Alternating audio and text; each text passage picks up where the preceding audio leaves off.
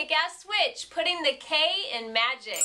I'm Joanna DeVoe, and you're watching another episode of Every Which Way. This time featuring a very magical person and a man, which is really exciting because we don't get very many men around here. And that is Matt Monarch of the raw food world. And one of the reasons that I really wanted to talk to Matt is because I just find him extremely inspiring. He is not a person who sits around on his butt waiting for life to come to him. He goes out and he makes it happen. And he really embodies this whole idea of creating the kick-ass life of your dreams. And his dream is very specific and unusual, so it may not be your dream, but it is inspiring nonetheless, and I really think that you are in for a treat with this interview, so enjoy. Here's Matt Monarch. Hi Matt, welcome to Every Which Way. Thanks for having me, Joanna. Yeah, I'm so excited to finally get to talk to you. I have been a fan of the raw food world for maybe since the beginning, a long time. Wow. So about a decade or so, or more. Oh, has it been a decade? Okay, it hasn't been that long for me. I've been watching the videos for several years, though, for sure. Awesome. Yeah, awesome. And I just want to tell everybody that you are part of a dynamic duo, and that is Matt Monarch and Angela Stokes, so I didn't want to leave that out. And what I'm really interested in talking to people about is creating the kick-ass life of their dreams. And when I think of someone who has created the kick-ass life of their dreams, you immediately come to mind. So more than raw food, that's really what I wanted to talk to you about, because I am consistently amazed by what you have done in your life and created for your family. Are you amazed by it yourself? Do you guys just sit around pinching yourself, or did you kind of expect all this? Well, I do definitely feel really blessed. When I was growing up, my parents, were complaining about money here and there and stuff like that, and there was a lot of pain involved, and I didn't want to be in their shoes. And I also witnessed how they would spend money and stuff like this. So I led a very frugal life, and I worked really, really hard. And my goal was to, build up to a passive income to where I wouldn't have to ever have any of these issues that they've had in the past. Yeah. So it was definitely a mission of mine. Yeah, I get the sense you would have been successful no matter what you put your mind to. But what you did create was this kind of raw food world empire. And most interestingly to me is you moved your family, you and Angela moved to Vilcabamba, Ecuador, and built a gorgeous home that seems to constantly be expanding. Why Vilcabamba? Well, I've always, there's many reasons. Angela's always wanted to be in an international area away from the United States for some odd reason. And me personally, I'm a raw food eater, so I really like clean air, clean food, mainly clean air. That was the main thing I was looking for. Mm-hmm. And when we heard about this place, it just fit both of our needs extremely well, and we were really happy with it. Yeah, it seems so adventurous, and kind of almost scary at first, but then watching your videos, it seems like the most logical, natural choice. You guys have made a cool little community for yourself, and the weather seems to be so beautiful, and tons of fresh, yummy food. Yeah, it's like spring all year round here. It's amazing. Yeah, I saw you talking about how it's the same time every day. The sun rises and sets pretty much throughout the year. Yeah. I mean, sometimes it differs a little bit, but pretty much, yeah. Do you miss the seasons? No, I don't like the cold. I'm a raw food eater, skinny kind of guy, so it's kind of really nice to be in spring type weather. It's awesome. I like the heat. Yeah. Okay. Did you guys? Yeah. You bought a part of a little rainforest, didn't you, as well, or a big one? Or were you just thinking about doing that? That intrigues what we did was me. That what? That intrigues me. Yes. Cool. Well, we went to the national forest here.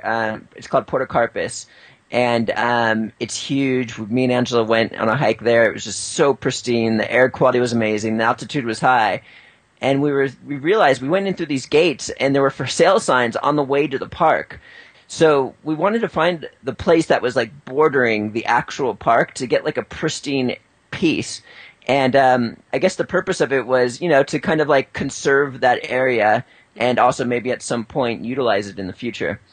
So we bought a piece next to the National Forest. Okay, all right. I think it's amazing. I'm just excited by your property, the house that you've built, and the way you keep expanding. You've expanded the kitchen, and now Angela has a yurt. And I think a lot of us were like hippies at heart, and we like to fantasize about living that kind of life, but you actually just went out and did it. Thanks.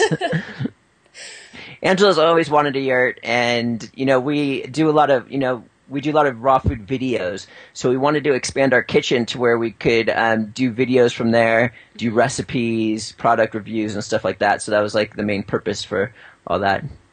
Oh, cool. So you're going to do like an in the kitchen with Matt and Angela kind of thing coming up here?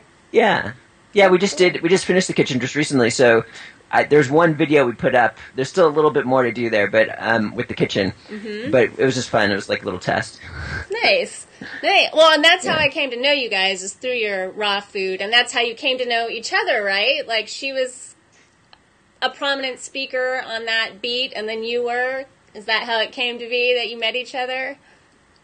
Yeah. Angela used to be 300 pounds, over 300 pounds. She lost more than half her body weight by going on a raw food diet. Wow. And I was already on a raw food diet for probably like 7 or 8 years before that. And when she first was getting into the raw foods movement, she emailed my website asking if I'd be willing to carry her ebooks. Mm-hmm. And I was sitting there, here's another person wanting to me to carry her ebooks. And I went to her website and I saw her picture and I was like, sure, I'll carry your ebooks and whatever else. And then the relation we started talking then. How long has it been now that you guys have been together? It's probably been about 8 years now. Beautiful. Yeah. Another favorite thing of mine about watching your channel is that you are a man who just like unabashedly adores your family. And I love to see that. I just love to see you showering Angela with all the love and calling her and your daughter the beautiful princesses. I feel like more women should have that in our lives. And we put up with so much crap, and it's just nice to see a man treating a woman like the queen she is. Aw. Yeah, I was raised in a good family. My dad is very affectionate, kind of, and yeah, I just absolutely love my wife and my daughter, too.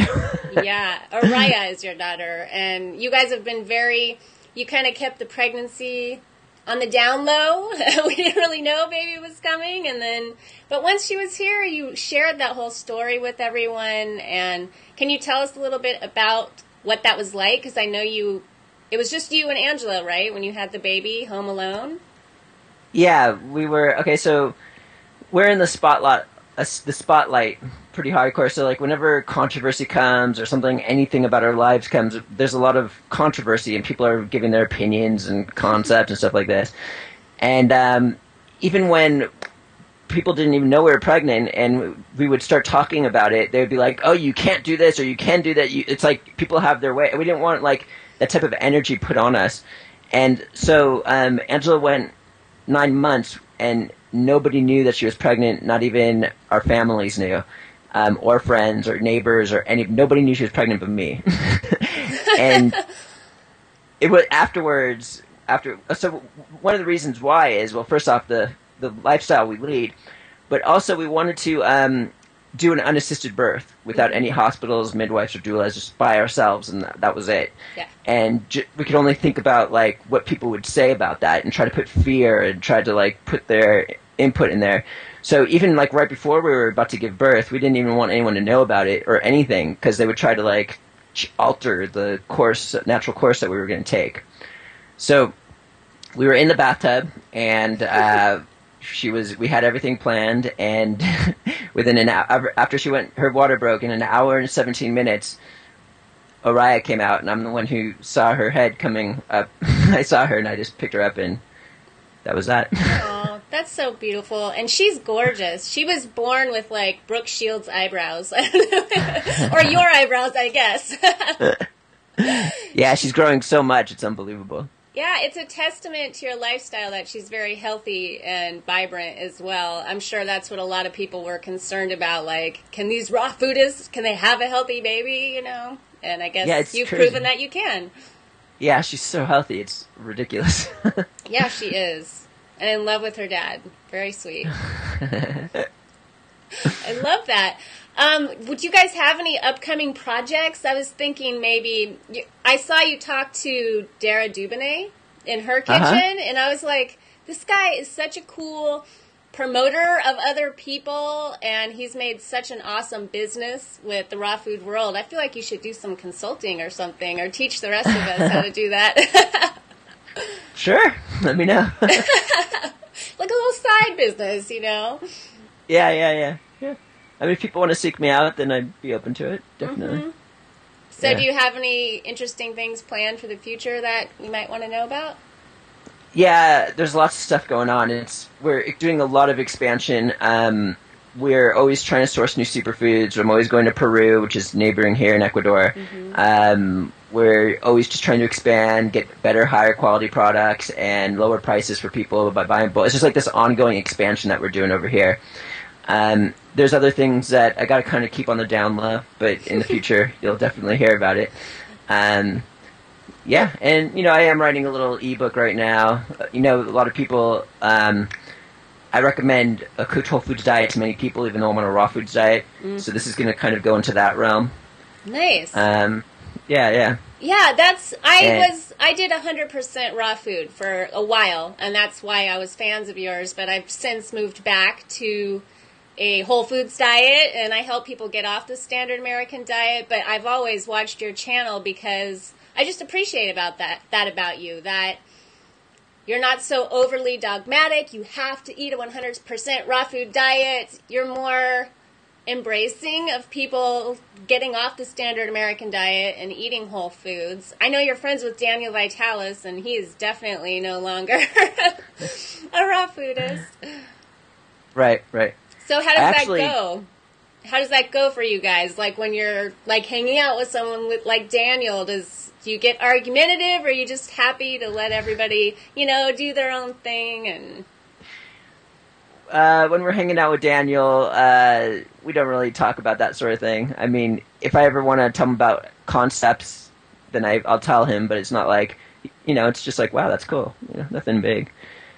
And ironically, like, I usually try to sway people into whole foods versus raw foods, cooked foods versus raw foods, but healthy whole food cooked foods. Mm-hmm. Because I see many people trying to do a raw food diet and they can't do it, and they're miserable, and it messes them up even more and stuff like this. So I'm always trying to that's just the majority of the time. But if someone's willing to do a 100% raw food diet, and I give, all power to them, it's just that what I see on a daily basis, because I'm in this industry and people are always coming to me, for 90% of the people, I'm always like trying to just put them at an easier space than having issues like eating disorders, social mess ups, scared about losing weight, deficiency, just sickness from too much detox, all sorts of things.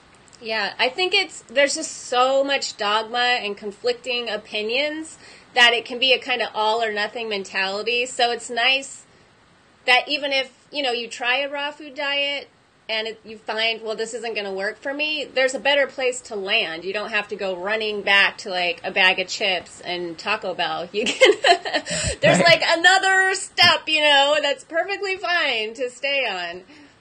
Right. Yeah. How long have you been raw? About 15 years now. 15 years. And you're one of those crazy people that just jumped into it, like, overnight. No slow Craziest progression. Yeah. Yep. 100% overnight. Read a book by Norman Walker, learned about it, and my entire life as I knew it got completely destroyed. You know how it is, the social, I lost weight. It was a lot of fun, but I wouldn't trade it for anything for myself, Yeah. I was on a search. Was that Angela's approach also? Did she just jump in like that? She attempted it, but being 300 pounds, she had to kind of do a transition, and then she was eating like whole foods, very clean vegan diet, and then at the very end she was like, all she was eating was like not flax crackers, rice cakes, and then she's just like, okay, that's it, why do I need this? And then she just went 100% raw. But she's been doing that for a very long time, 100% raw. Yeah, well, it helps that you guys are married and doing it together. It's harder. I was like cooking food for my family and stuff, and then going to eat my raw food, and it must be nice that, you know, the family is doing that diet together. Yeah, it's because it's all Araya knows, really. So it's like she's always eating healthy. Mm-hmm. Yeah. What about, I know you guys have employees now working for you on the property. Have you, like, influenced their diets? Are they starting to ask you questions about this? Yeah, absolutely. We have people who would come to us, locals here in Ecuador, saying, can we borrow $500 because my child has sinus issues and we want to get her an operation. She's been dealing with this for a year, da-da-da-da. And what we did was, like, we didn't want to give her the money because we knew this wasn't like the ideal route to go, so we recommended that she do an enema, a natural method to get mucus and waste out of the human body. And she did it, and immediately her sinus was clear and she was completely healed just based off of doing this one enema, and she was just very thankful. And they're always seeing us do different raw food recipes, so they're like, you know, learning. One of them bought a blend tech from us. They are all bringing it into their lives, definitely. And also, I've done talks with them where I would teach them like about raw food, how to heal, and things like this. Yeah, that's so cool. Isn't Ecuador, and I hope this doesn't change, and I hope I'm right, don't they have, like, in their constitution something about protecting the land and the environment? Am I wrong about that, or do you know about that? Yeah, I think I have heard of something like that. Yeah. I know that something's going on, though, with the rainforest here. That's not the... Not the best? Right. But yeah, I think there is something to do with that. Cool. What do you think you've gotten from living there? It seems like you're spreading your goodwill throughout Vilcabamba, so what have you gotten in return? Well, I mean, I just get to learn Spanish. I get to converse with the local people, made a lot of friends. I feel like I'm it enabled me to take my health to the next level because of clean air and not that much pollution. And yeah, definitely. It's like we get to support. It's like a win-win-win situation for everybody because we do have employees, as you said, and you know, we get to support the local families. We make nut butters for in town. There's all this love in it, really good, high-quality superfoods and stuff like this. So it's like a win-win-win cycle for everybody. Yeah, cool. And you're growing your own food on your property, I see. Yes? Uh-huh. That is so cool. I know people here were trying to do that in our backyards and stuff, but it's a little bit different when you have this vast, beautiful, green, sunny land. Yeah, and then we have workers tending that, and then people come and they pick produce, and, you know, they pay money for it sometimes, and we, you know, that's how we pay the workers. It's like this win-win-win cycle. It's like this... It's almost like an operation, but it's just like the way we live. It's fun. Yeah. I mean, are you just like a go-with-the-flow kind of person, or did you envision all of this and like methodically set about to create it? Like, how did that go? I'm a go-with-the-flow type guy, and then when I see an opportunity present itself, I just always take it when it's like worth it and it's righteous and it's a win-win-win situation. Another example is me and Angela, we drink lots of coconut water. There's these fresh coconuts that we get brought to us. And we have the helpers cut the coconuts open, put the water in a jar for us, and then we scrape out all the coconut meat, and we make these coconut chips that everyone just goes nuts over them. We sell them in town and stuff like this. So it's like all those funds pay for the coconuts and the workers. It's like this. That's what's happening here. So whenever I see an opportunity like that that's very beneficial, it's like, why wouldn't I do it, you know? Yeah, you know, I usually ask people what their one kick-ass tip is for creating the life of their dreams, but that's a good one. Be an opportunist. Keep your eyes and ears open. Yeah. So maybe I'll ask you something more specific. I have two. Can I ask you two before I let Absolutely. you go? Okay, Yeah. The first one is, what would be your advice to someone who is eating the standard American diet, but who's very curious about this raw food lifestyle that they keep hearing about? Okay, so if someone's eating a standard American diet and is curious about the raw foods lifestyle, Mm-hmm. I'm always wanting to just teach people about the whole foods cooked food diet. And what I like to tell people is, in today's day and age, I don't believe that there's ever been so much illness and disease like there has been today. And from looking, I can sense that the reason this is we've never really had the standard American diet, which is causing so much disease today. Mm-hmm. And if someone's looking at raw foods, it's not necessarily raw foods that, can help heal a person. Also, if you look around, if you look at all the elderly, they're in canes and walkers and stuff like this. They're just in old age homes. Well, back in the day, here you see people 80 or 90 carrying like 100-pound sacks up a hill or something. It's like a completely different, reality here. So I like to teach people, like, the standard American diet is what is causing this in the long run, to where we become a cripple. And the safe ground to avoid this is eating whole foods from the earth, like cooked whole foods. So you don't need to eat raw foods or 100% raw. It's good to eat raw, but you don't have to eat 100% raw. But to be safe in the long run, to where you don't need a walker, you don't need a cane, you don't need pharmaceutical drugs, this is where we want to be, is like minimum at a whole foods diet. And preferably in the long run, eliminate all the processed foods. Over time, it can happen also. What do you mean by a whole foods diet? Sure. A whole foods diet, there's actually a link on our website, therawfoodworld.com/wholefoods.html. I'll put that below too. Yeah, cool. And these are just like cooked whole foods that are not processed and not from the standard American diet. And I'll just give a bunch of examples, such as brown white rice and beans, baked potatoes, quinoa, millet, buckwheat. Other things such as, I know a lot of people are vegan, but I'm just going from a scientific standpoint here. I don't eat any animal products. But, animal protein is a whole food. And a lot of people go vegetarian thinking they're doing good, and they load up on more damaging foods such as bread and refined sugars when they think they're doing good, but it might not really be that great. So there's animal protein, dairy, not cow's milk products, because that's a very damaging food, but small amounts of goat's milk products, eggs, and stuff like that. And if you're going to eat animal protein, it's recommended like chicken, fish, and turkey, which are not like heavy red meat or beef, factory farmed and stuff like that. Perfect.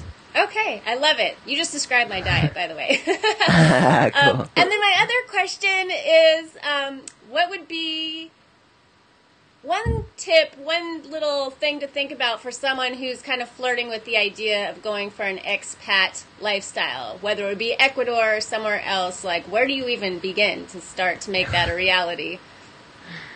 Right. I mean, there's many, many different ways you could do it. One is you could just pick up and go, maybe save up a little bit of money. For example, here you can probably rent a place for like $200 a month if you really wanted to, do it economically. Wow.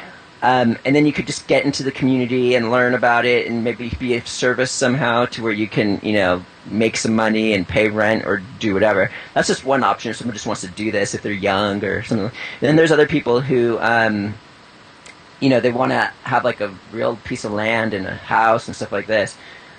So a lot of retirees come here who have this type of income.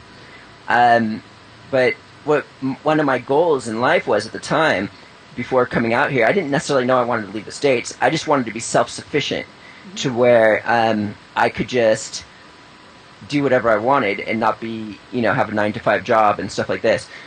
So to try to figure out how to get that supplemental income, work for yourself and stuff like this first, get your feet off the ground, and then make the move.